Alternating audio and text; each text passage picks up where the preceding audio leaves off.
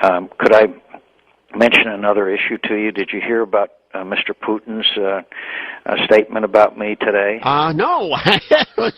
What did George Bush used to call him? Pooty Poot. What has he said about you? Well, when the demonstrations took place a few days ago, I said, "Dear Vlad," I tweeted, "Dear Vlad, the Arab Spring is coming to a neighborhood near you."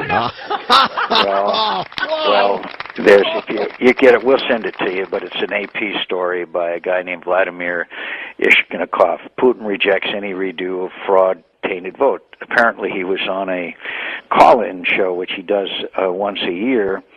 And he talks about how he says there's nothing wrong with the election, etc. And he says Putin also lashed out at U.S. Senator John McCain, who had goaded him with a Twitter posted saying, quote, "The Arab Spring is coming to a neighborhood near you." Quote, listen to this, quote, "He has the blood of peaceful civilians on his hands, and he can't live without the kind of disgusting, repulsive scenes like the killing of Gaddafi," Putin said, referring to McCain's role as a combat pilot and prisoner of war in Vietnam. Quote, "Mr. McCain was captured and they kept him not just in prison but in a pit for several years," he said. "Anyone in his place would go nuts." Well, I'm not making that up. You've been insulted by a mafia kingpin. I wouldn't go traveling over there right now if I were you. Your friend, U.S. Senator John McCain, has said on Twitter that you could follow the fate of Muammar Gaddafi. Do you think it's an idle threat or a real plan by the West? Well, calling him a friend is probably an exaggeration. Although I have met Mr. McCain. I think it was at that memorable Munich Security Conference 4 years ago.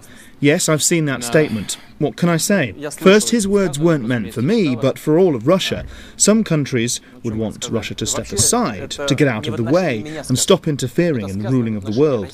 They're still afraid of our nuclear potential. That's why Russia is always in the spotlight. That's why it's a pain in the neck for many. We have an independent foreign policy, and I hope it stays this way in the future.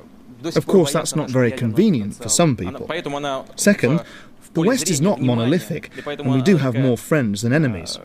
Third, Mr. McCain is known to have fought in Vietnam. I believe he has enough civilian blood on his hands. Is it that he can't live without such horrible, disgusting sights as the butchering of Gaddafi? The whole world saw him being killed, all bloodied. Is that democracy? And who did it? Drones, including American ones, delivered a strike on his motorcade. Then commandos, who were not supposed to be there, brought in so-called opposition and militants, and killed him without trial. I'm not saying that Gaddafi didn't have to quit, but that should have been left up to the people of Libya to decide through the democratic process. It's a long and difficult way, but it's the only way to do it right. Mr. McCain was taken prisoner in Vietnam and was put not just in jail, but in a pit. He sat there for several years. Anyone would go nuts after that. I looked into Putin's eyes and I see 3 letters, a K, a G, and a B. He's an old KGB apparatchik surrounded by his buddies who were in the KGB, and he's not going to restore the power and prestige of the Soviet Union, but he is trying to restore the Russian Empire, and he enjoys sticking his thumb in our eye. And we're not going to see a reignition of the Cold War. But when we try to make progress on Iran, he's going to block it. I mean, duh, we figured it out. How would you handle the relationship with Putin? I would, I don't know if it would work, but I might disinvite him to the next G8 meeting. These countries in the G8 are supposed to have common economic principles and values. He's basically turning every industry and every enterprise into a state-run organization, i.e. he and his cronies are dividing up the dividend. If it wasn't for oil, the Russian economy would be in the tank. They've got aging problem, they've got AIDS problem, they've got every kind of difficulty. Our friend Dr. Kissinger, I'm sure you admire greatly, once said, that was a joke, once said Russia without Ukraine is an Eastern power, with Ukraine is a Western power. I think that's very true.